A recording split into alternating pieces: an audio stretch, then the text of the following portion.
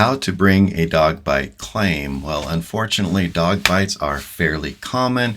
They're painful, they require medical attention, and so it's kind of a big deal sometimes. So what if that has happened and somebody needs to bring a dog bite claim?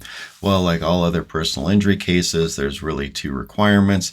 First, you have to show liability, meaning that the owner of the dog is liable for your injuries. And then second, you need to show damages, which is essentially money to compensate you for your injuries. So how do you do these two things?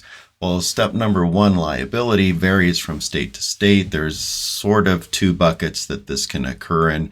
In bucket number one, it's almost strict liability, meaning if you're a dog owner and your dog bites somebody, then you are responsible for the injuries to that person who got bitten. It's almost automatic. In the other bucket, it's a lot of states have, some call it the one free bite rule, which basically means if you've got a dog, you've got no reason to believe your dog is vicious or dangerous or anything like that, and your dog bites somebody, well, you're probably not going to be responsible. But after that first bite, now you know your dog bites people, and now if that happens again, you're going to be held responsible because you had actual knowledge that your dog was vicious, your dog would bite, and so you're going to be responsible.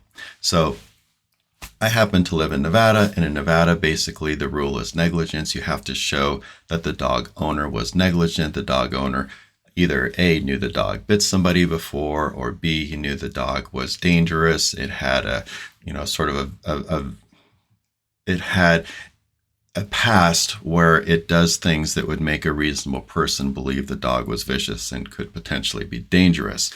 So if you can prove number one, depending which state you're in, liability, number two is proving damages, and your damages are going to be your past medical bills, any lost work. If you've got future medical bills, it'll include that as well.